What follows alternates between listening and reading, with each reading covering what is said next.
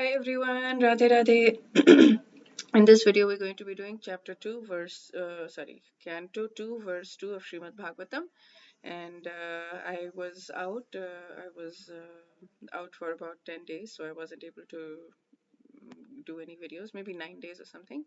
But I'm back, so I'm going to be catching up.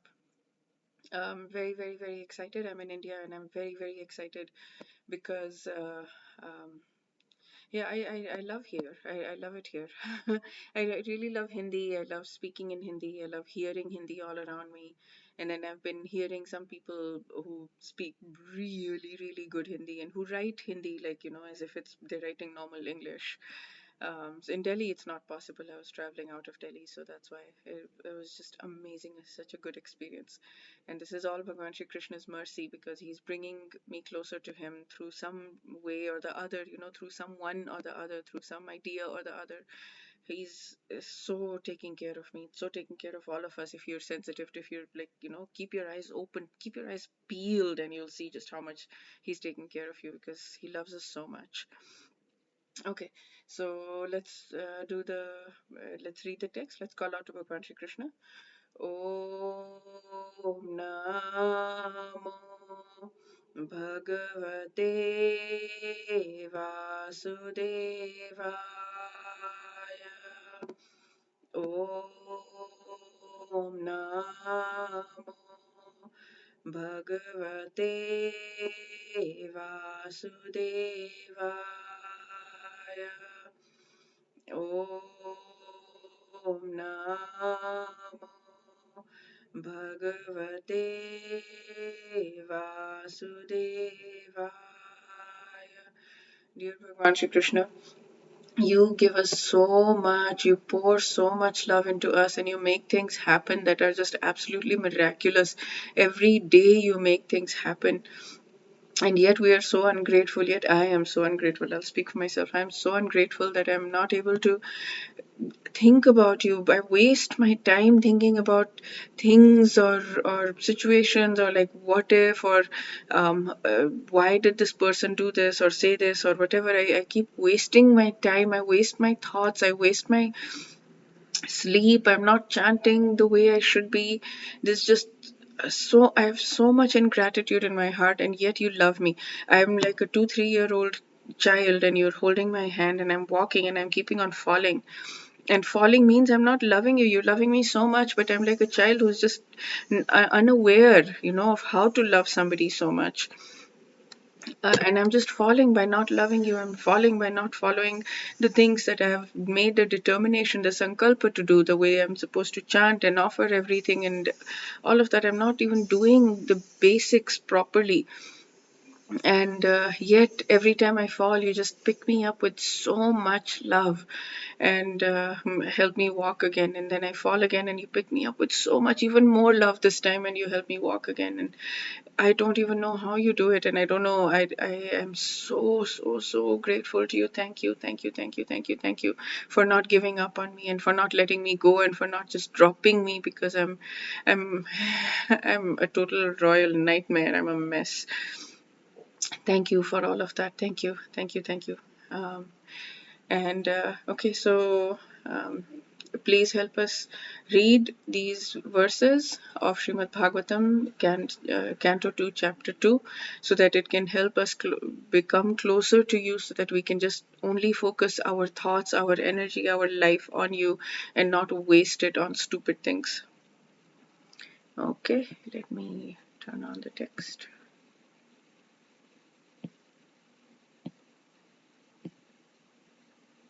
Okay. Chapter 2, The Lord in the Heart. Text 1. Sri Shukdev Goswami said, formerly, prior to the manifestation of the cosmos, Lord Brahma, by meditating on the Virat Roop, regained his consciousness by appeasing the Lord. Thus he was able to rebuild the creation as it was before.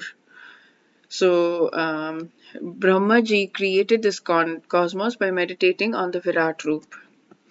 2. The way of the presentation of the Vedic sounds is so bewildering that it directs the intelligence of people to meaningless things like heavenly kingdoms.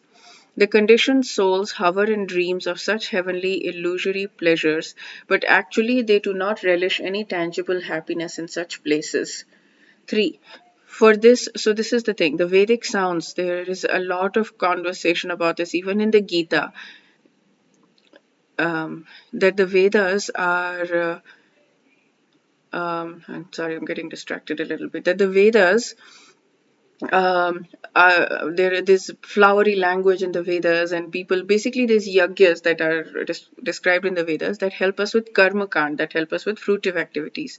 So what do? We appease the devtas, the demigods by doing yagyas as prescribed in the Vedas, and then we get things punya from it. Punya that takes us to heavenly kingdoms like Swarglok, which is I think out of the 14 planetary systems within this universe, material universe, this is number 5, and Earth is on number 7, if I remember correctly about the Swarglok, that being number 5. So we're going higher and we're going to be enjoying, but then what, right? It's a blip, like it goes, we stop enjoying and then we're back, we're still in this material world, right? We're not, this is not bhakti, this is not mukti. Even mukti, the impersonal mukti, also takes us out of this thing, this cycle of birth and death, and it is permanent, at least, even though it is, we consider it spiritual suicide because we're not feeling anything, we're just like stuck suspended forever. But yeah, but bhakti takes us to a place of having this deep love for Bhagwan Shri Krishna, where we're having emotions, where we're loving him, and we're even forgetting, we're covered by yoga and we're forgetting that he's God, and we're really experiencing love on as if we're equals. I mean, we're not equal, but as if we want to serve him that way, but we're the only thing that gives us joy. But yeah, this is what the Vedic sounds is so bewildering that it directs people to Swarglok, which is useless. The conditioned souls hover in dreams of such heavenly illusory pleasures, but actually they do not relish any tangible happiness. 3. For this reason, the enlightened person should endeavor only for the minimum necessities of life while in the world of names. He should be intelligently fixed and never endeavor for unwanted things, being competent to perceive practically that all such endeavors are merely hard labor for nothing. Absolutely, this really hits home. Yeah, all these things are hard labor for nothing. We're doing all of these yagyas, they are hard labor for nothing. We will get some temporary benefit out of it, but we're not going to get, if we put that same amount of labor in Krishna Bhakti, in chanting, in listening to Hari Katha, then we are actually getting out of the stupidity. The enlightened person should only endeavor for the minimum necessities of life while in the world of names. I'm not sure what the world of names is. Never endeavor for unwanted things and understand that it's labor for nothing. 4. There are ample When there are ample earthly flats to lie on, what is the necessity of cots and beds? This one, he's asking us to be very austere. When one can use his own arms, what is the necessity of a pillow? Ayo. When one can use the palms of his hands, what is the necessity of varieties of utensils? When there is ample covering or skins of trees, what is the necessity of clothing? Ayo. Okay, that is hardcore. I'm going to bypass that right now. I want a cot and a bed and a pillow and utensils and clothes. 5. Are there no torn clothes lying on the common road? Do the trees which exist for maintaining others no longer give alms in charity? Do the rivers being dried up no longer supply water to the thirsty? Are the caves of the mountains now closed? This is all for men anyways. Women are not expected to do this, I think. Or above all, does the Almighty Lord not protect the fully surrendered souls? Yeah, that. Oof. Why then do the learned sages go to flatter those who are intoxicated by hard-earned wealth? Now, this is something I'm contemplating on lately. Being in India, especially, there is this huge divide in people's minds, and I find myself getting caught up in that when I'm associating with the general population. So, yeah, there is a huge divide, and people who have money really feel proud of it, like they have a lot, and I find myself getting caught up in that also, that feeling of pride. And then I'm like, no, what am I doing? No, absolutely, what you, I mean. But Yeah, we do. We get intoxicated by wealth, hard-earned wealth, and it's useless. 6. Thus, being fixed, one must render service unto the supersoul situated in one's own heart by his omnipotency. Because he is the Almighty Personality of Godhead, eternal and unlimited, he is the ultimate goal of life, and by worshipping him, one can end the cause of the conditioned state of existence. So we must render service unto Super Soul, Paramatma, residing in our own heart, and he is the ultimate goal of life. And by worshipping him, we can end the cause of existence, conditioned state of existence. 7. Who else but the gross materialists who will neglect such transcendental thought and take to the non-permanent names only, seeing the mass of people fallen in the river of suffering as the consequence of accruing the result of their own work. 8. What others conceive of God residing within the body in the region of the heart, measuring only 8 inches with 4 hands, carrying a lotus, a wheel of chariot, a conch shell, and club respectively. Okay. So I'm not sure. We don't see Krishna in our heart. We see Vishnu. 9. His mouth expresses his happiness. His eyes spread like the pearls of lotus. His garments, yellowish and like the saffron of a kadamba flower, are bedecked with valuable jewels. His ornaments are all made of gold, set with jewels, and he wears a glowing headdress and earrings. 10. His lotus feet are placed upon the whorls of the lotus-like hearts of great mystics. On his chest is the Kaustuba jewel engraved with a beautiful calf, and there are other jewels on his shoulders. His complete torso is garlanded with fresh flowers. 11. He is well decorated with an ornamental wreath around his waist and rings studded with valuable jewels on his fingers. His leglets, his bangles, his oiled hair, his curling with bluish tint, his beautiful smiling face are all very pleasing. 12. The Lord's magnanimous pastimes and the glowing glancing of his smiling face are all indications of his extensive benedictions. One must therefore concentrate on this transcendental form of the Lord as long as the mind can be fixed on him by meditation. We should always think of him.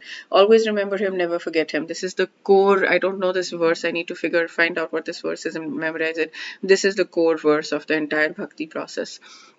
13. The process of meditation should begin from the lotus feet of the Lord and progress to his smiling face. The meditation should be concentrated upon the lotus feet, then the calves, then the thighs, and on in this way higher and higher. The more the mind becomes fixed upon the different parts of the limbs, one after another, the more the intelligence becomes purified. I mean, I don't think I can even begin to do this. I think the name is like focus on the name and think about the name written in Hindi for me, and that is the best meditation right now because the holy name is also Bhagwan Shri Krishna. 14. Unless the gross materialists develop a sense of loving service unto the Supreme Lord, the seer of both the transcendental and material worlds, he should remember or meditate upon the universal form of the Lord at the end of his prescribed duties. Oh, unless the gross materialists develop a sense of loving service, okay, then you should meditate on the universal form. Okay, yeah, so that's not for us, I mean, for bhaktas. O King, 15, whenever the yogis desire to leave this planet of human beings, he should not be perplexed about the proper place or time, but should comfortably sit without being disturbed, and regulating the life air should control the senses by mind. So this is something that I have determined to do, that I'm going to be regulating life here by doing pranayam. So Kapalbhati and Anulom Vilom. And these are very difficult. I thought they would be easy, but my goodness, I get tired after 5 minutes. Kapalbhati, I get tired much faster, and then Anulom Vilom even after 5 minutes. And I thought Anulom Vilom was very easy. I'm going slow with it, but I still get tired. If you're sitting completely still and doing it, wow. But yeah, practice definitely will help. And yeah, I've been doing it for health, for physical health, and of course bhakti is all different kinds of things, but that's a separate thing. But this pranayama I've been doing for bhakti. But this is, he's now talking about the meditation on the universal form, which is not bhakti. 16. Thereafter, the yogi should merge his mind, by his unalloyed intelligence into the living entity, and then merge the living entity into the super self. Nope. And by doing this, the fully satisfied living entity becomes situated in the supreme stage of satisfaction, so that he ceases from all other activities. 17. In that transcendental state of Labdho Pashanti, there is no supremacy of devastating time which controls even the celestial demigods who are empowered to rule over mundane creatures. And what to speak of demigods themselves? Nor is there any mode of material goodness, passion, or ignorance, even the false ego, or the material, nor the material causal ocean, nor the material nature, because we're merging into Brahman and we're out of this cycle of birth and death. We're out of this universe, material universe. 18. The transcendentalists desire to avoid everything godless, for they know that the supreme situation in which everything is related they know that supreme situation in which everything is related with Supreme Lord Vishnu. Therefore, a pure devotee who is in absolute harmony with the Lord does not create perplexities, but worships the feet of the Lord at every moment, taking them into his heart. 19. By the strength of scientific knowledge, one should be well situated in absolute realization and thus be able to extinguish all material desires. One should then give up the material body by blocking the air hole through which stool is evacuated. Oh, with the heels of one foot and by lifting the life air from one place to another in 6 primary places. Okay, wow. 20. The meditative devotee should slowly push up the life air from the navel to the heart and from there to the chest and from there to the root of the palate. He should search out the proper places with intelligence. 21. Thereafter, the bhakti yogi should push life air up between eyebrows and then blocking the 7 outlets of life air, he should maintain his aim for going back home, back to Godhead. If he is completely free from all desires of material enjoyment, he should then reach the cerebral hole and give up his material connections, having gone to the Supreme. I'm a little confused because he said Bhakti Yogi here, and I thought he was talking about impersonalist yogi. 22. However, O king, if a yogi maintains a desire for improved material enjoyments like transference to the topmost planets, Brahmalok, or achievement of the eightfold perfections, travel in outer space with the Vahyasas, or situation in one of the millions of planets, then he has to take away with him the materially molded mind and senses. 23. The transcendentalists are concerned with the spiritual body, and as such, by the strength of their devotional service, austerities, mystic power, and transcendental knowledge, their movements are unrestricted within and beyond the material worlds. The fruitive workers or gross materialists can never move in such an unrestricted manner. Okay. Their movements are restricted within and beyond material worlds, basically. And materialists we cannot go beyond the material world, of course. 24. O king, when such a mystic passes over Milky Way by illuminating Shushumna to reach the highest planet, Brahmalok, he first goes to Vashvanara, the planet of the deity of fire, wherein he becomes completely cleansed of all contaminations, and thereafter he goes still higher to the circle of Shishumara to relate with Lord Hari, the personality of Godhead. 25. This Shishumar is the pivot for the turning of the complete universe and is called the navel of Vishnu, Garbhodakshayi Vishnu. The yogi alone goes beyond the circle of Shishumar and attains the planet Maharlok, where purified saints like Bhrigu enjoy a duration of life of however many solar years. This planet is worshipable even for saints who are transcendentally situated. This whole thing is going completely over my head. I'm not understanding what is going on. 26. At the time of the final devastation of the complete universe, the end of duration of Brahma's life, a flame of fire emanates from the mouth of Ananta, from the bottom of the universe. The yogi sees all planets of the universe burning to ashes, and thus he leaves for Satyalok by airplanes used by great purified souls. The duration of life in Satyalok is considered to be that. 27. In that planet of Satyalok, that is the topmost planet in the 14 planetary systems, there is neither bereavement nor old age nor death. There is no pain of any kind, and therefore there are no anxieties, save that sometimes, due to consciousness, there is a feeling of compassion for those unaware of the process of devotional service, who are subjected to unsurpassable miseries in the material world. But Satyalok is the material world, right?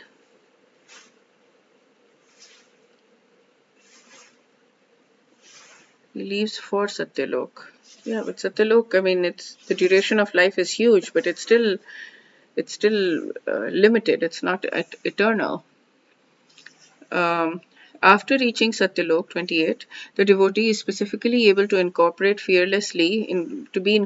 fearlessly by the subtle body in an identity similar to that of the gross body, and one after another, he gradually attains the stages of existence from earthly to watery, fiery, glowing, and airy until he reaches the ethereal stage. 29. The devotee thus surpasses the subtle objects of different senses like aroma by smelling, palate by tasting, vision by seeing forms, touch by contacting the vibrations of the ear by ethereal identification, and the sense organs by material activities. 30. The devotee, thus surpassing the gross and subtle forms of coverings, enters the plane of egoism, and in that status, he merges in the material modes of nature, ignorance, and passion in this point of neutralization, and thus reaches egoism in goodness. After this, all egoism is merged in the Mahat Tattva, and he comes to the point of pure self realization. So I think from Satyalok you can go to Brahman, if I'm understanding correctly. 31. Only the purified soul can attain the perfection of associating with God in complete bliss and satisfaction in his constitutional state. Maybe not, because they don't. I'm so confused with this. Okay. Whoever is able to renovate such devotional perfection is never again attracted by this material world, and he never returns. 32. Your Majesty Maharaj Parikshit, know that all that I have described in reply to your proper inquiry is just according to the version of the Vedas, and it is eternal truth. This was described personally by Lord Krishna unto Brahma, with whom Lord was satisfied upon being properly worshipped. 33. For those who are wandering in the material universe, there is no more auspicious means of deliverance than what is aimed at the direct devotional service of Lord Krishna. There you go. This one I understand now. There is no more auspicious means of deliverance than directing devotional service to Bhagavan Shri Krishna. 34. The great personality Brahma, with great attention and concentration of mind, studied the Vedas 3 times, and after scrutinizingly examining them, he ascertained that the attraction for God Shri Krishna is the highest perfection of religion. So Brahmaji came to this conclusion as well. 35. God, Lord Shri Krishna, is in every living being along with the individual soul as Paramatma, and this fact is perceived and hypothesized in our acts of seeing and taking help from the intelligence. Okay, so it is the Paramatma. So there's a verse in Bhagavad Gita that says, Smritir, I'm forgetting, Sarvasya Chaham Hridhi Sannivishto Matta Smritir Jnanam Apohanam Cha. Something like that. So the second line is this, Matta Smritir Jnanam Apohanam Cha.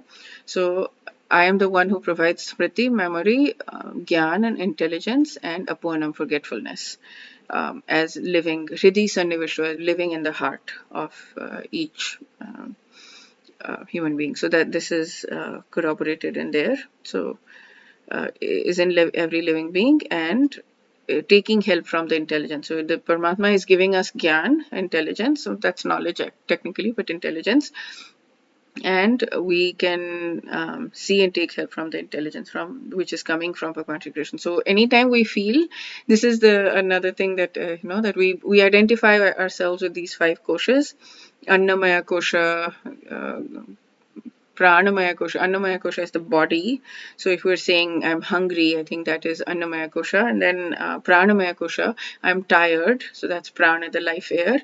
And then something. And then Jnanamaya kosha, which is intelligence. So we identify with our intelligence. A lot of us, I do too. So we are not the intelligence is coming from the Paramatma there, that is spoken by this. I really need to re-memorize the Bhagavad Gita shlokas because I'm forgetting them. But yes, that's the verse, and this is the verse in the Bhagavatam corroborating the same thing. 36. O King, it is therefore essential that every human being hear about, glorify, and remember the Supreme Lord, the personality of Godhead, always and everywhere. So we need to remember, hear about, and glorify. 37. Those who drink through oral reception the ears fully filled with the nectarian message of Lord Shri Krishna, the beloved of devotees, purify the polluted aim of life known as material enjoyment, and thus go back to God, to the lotus feet of Him. Okay, this was the end of this very confusing chapter, which ended with bhakti, but in the middle I completely got lost, but that's okay. Wish you all a very, very beautiful day filled with lots and lots of Bhagwan Shri Krishna's mercy. He's already giving you a lot of mercy. Wish you a day filled with the ability, the perceptiveness, the receptiveness, the sensitivity to perceive it, to hear, to see it, to understand it, to recognize it, and to be able to build your love for Krishna. Wish you a beautiful day. Radhe Radhe.